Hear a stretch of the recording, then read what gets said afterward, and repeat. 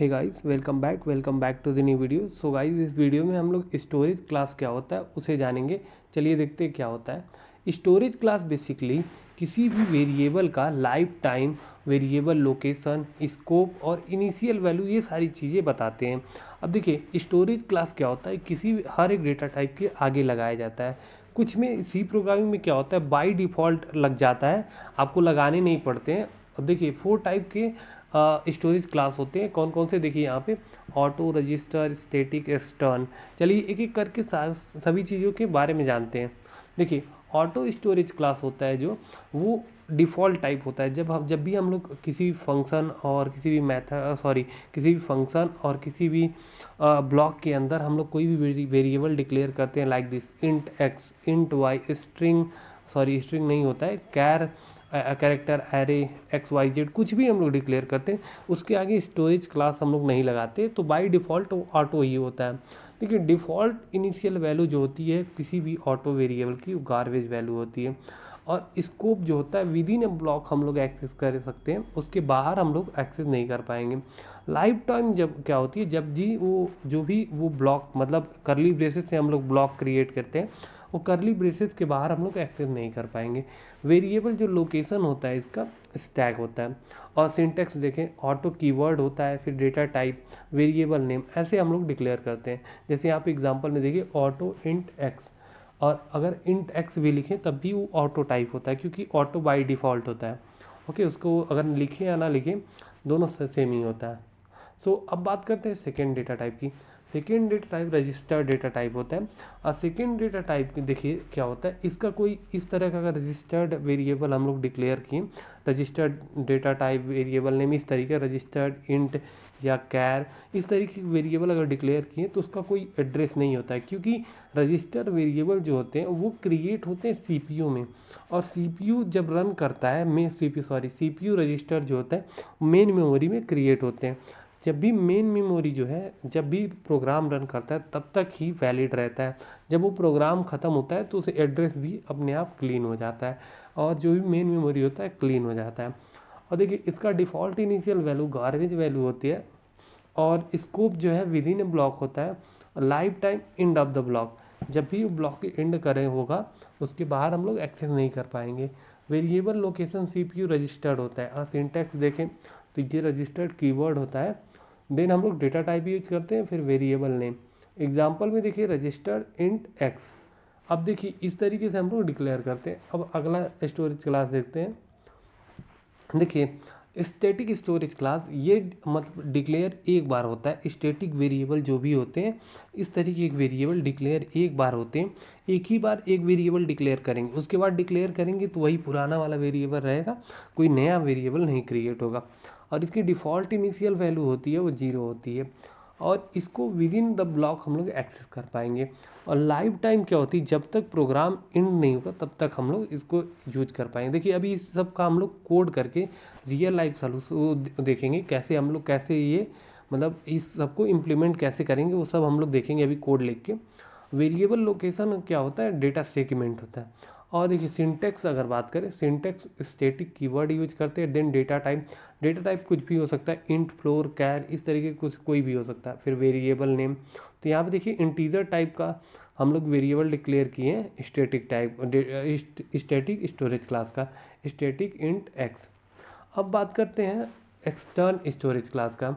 देखिए by default जो भी हम लोग ग्लोबल वेरिएबल डिक्लेयर करते हैं वो एक्सटर्न स्टोरेज क्लास का होता है। ओके, जैसे हम लोग मेन फंक्शन के या कोई भी फंक्शन के बाहर अगर हम लोग कोई एक वेरिएबल डिक्लेयर कोई भी लाइक इंट एक्स, वो बाय डिफ़ॉल्ट कौन सा होता है, एक्सटर्न टाइप का होता है।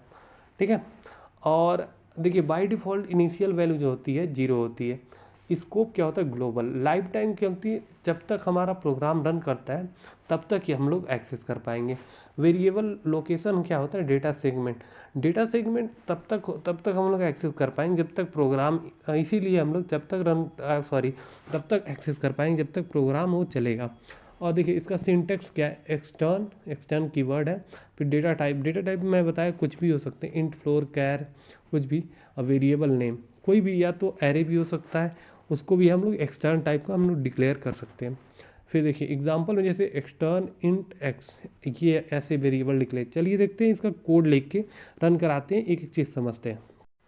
चलिए स्टार्ट करते हैं ऑटो स्टोरेज क्लास से। देखिए ऐसे हम लोग डिक्लेयर करते हैं ऑटो अब इंटीजर वेरिएबल। इसकी तरह इसी तरह हम लोग कैर भी से लिख सकते हैं, कैर कोई भी डेटा टाइप लिख सकते हैं। ओके, सो हम लोग इनिशियली इंटीजर लेके चलते हैं।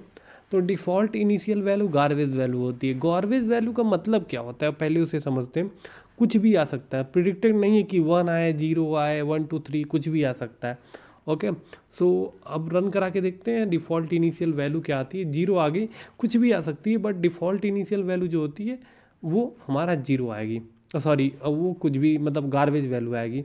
सो अब बात करते हैं, हम लोग एक्सेसिबिलिटी की बात किए थे कि विद इन अ ब्लॉक हम लोग एक्सेस कर पाएंगे। तो हम लोग इसे कमेंट कर देते हैं, इसे अनकमेंट करते हैं। अब देखिए एक वेरिएबल डिक्लेयर किए, इसे हम लोग ऑटो कर लेते हैं इनिशियली, फिर समझते हैं। ऑटो कर लेते हैं, ऑटो इंट वाई। अब देखिए ये इस ब्लॉक के अंदर वाई डिक्लेयर है। तो अगर अब हम इसे रन कराते हैं तो यहाँ पे देखिए क्या है, वाई अनडिक्लेयर्ड। वाई यहाँ पे डिक्लेयर्ड नहीं है। क्यों नहीं है? क्योंकि ऑटो वेरिएबल का जो स्कोप है विद इन द ब्लॉक है। ओके, सो अगर हम लोग इसे क्या करते हैं, ये ब्लॉक को हटा देते हैं, देन हम लोग ईजिली एक्सेस कर पाएंगे। ईजिली हम लोग एक्सेस कर पाएंगे। यहाँ पे देखिए 0 आ रहा है। और अगर हम लोग इसको इंट कर दें, ठीक है, int Y is equals to 0 and 10, तब भी ये ऑटो की तरह बिहेव करेगा, क्योंकि बाय डिफ़ॉल्ट जो होता है ये ऑटो टाइप ही होता है।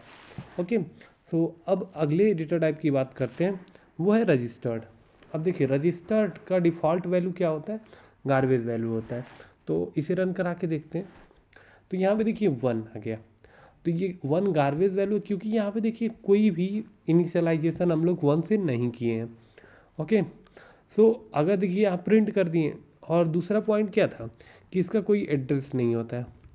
तो अब देखिए यहाँ पे पी एक पॉइंटर लिए हैं और उसके अंदर हम लोग ए का एड्रेस हम लोग स्टोर करा रहे हैं। देखिए ए है, रजिस्टर टाइप का वेरिएबल है, उसका एड्रेस हम लोग पी में स्टोर करा रहे हैं। अब उसके पी को हम लोग प्रिंट भी कर रहे हैं।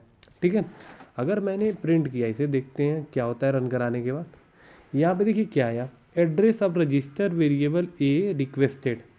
जब रिक्वेस्ट किया जा रहा है ए का मतलब एड्रेस, एंड लगा के, एंड का यूज होता है, एंड ए लगाएं तो एड्रेस रिटर्न करता है। तो ए का कोई एड्रेस नहीं आ रहा, क्यों? क्योंकि रजिस्टर का कोई एड्रेस होता ही नहीं है। ओके, सो अब बात करते हैं थर्ड स्टोरेज क्लास की, वो है स्टैटिक। अब स्टैटिक की बाय डिफ़ॉल्ट वैल्यू क्या थी, वो 0 थी। इसे रन करा के देखते हैं। यहाँ पे देखिए बाय डिफ़ॉल्ट फंक्शन को भूल जाइए, अभी इसको भी समझेंगे। तो ये देखिए y की बाय डिफ़ॉल्ट वैल्यू क्या थी, 0 थी। अब इसे रन करा के देखते हैं 0 आता है कि नहीं। यहाँ पे 0 आ गया। सो अब देखिए आपको कन्फ्यूज़न हो रहा होगा कि बाय डिफ़ॉल्ट क्यों कह रहे हैं। बाय डिफ़ॉल्ट जब भी हम कोई वेरिएबल डिक्लेयर करते हैं तो बिना इनिशियलाइज किए जो वैल्यू रिटर्न करे उसे बाय डिफ़ॉल्ट वैल्यू कहते हैं। ओके, अब इसे ख़त्म करते हैं। अब अगर इस फंक्शन को कॉल करते हैं, इस फंक्शन को एक सिंगल टाइम पहले कॉल करते हैं। तो देखिए ये एग्जांपल फंक्शन है, इसके अंदर एक स्टैटिक वेरिएबल है। ठीक है, ये इंट x इक्वल्स टू 5, जिसमें प्रिंट किया हुआ है x को, और x में 2 ऐड कर दिया। अगर इस फंक्शन को अगर हम लोग कॉल करें, फंक्शन कॉल क्या होता है, जिस नाम से फंक्शन डिक्लेयर होता है उस नाम से हम लोग कॉल कर सकते हैं जितनी बार चाहे उतनी बार।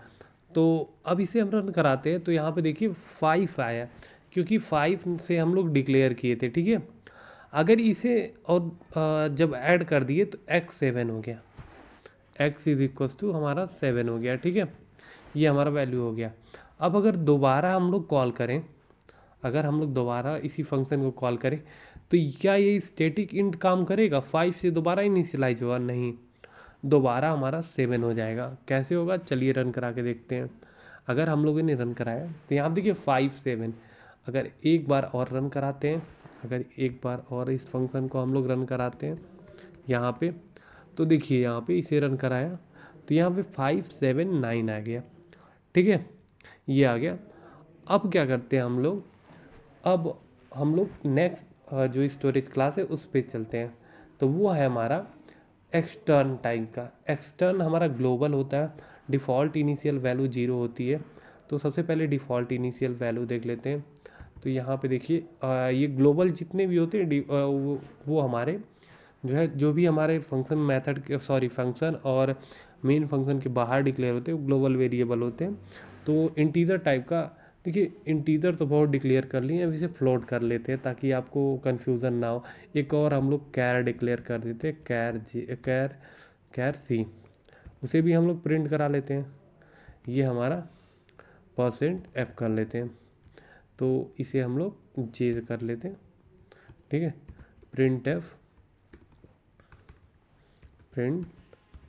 एफ और इसे %c और यहाँ पे हम लोग सी दे देते हैं, ओके। अब देखिए इसमें थोड़ा स्पेस दे देते हैं, तब देखिए अब अगर हम लोग इसे रन कराते देखते हैं क्या आता है। तो हम लोगों ने इसे रन कराया तो यहाँ पे देखिए 0.000 आ गया, ठीक है। ये फ्लोट में आया और कैरेक्टर दिख नहीं रहा है।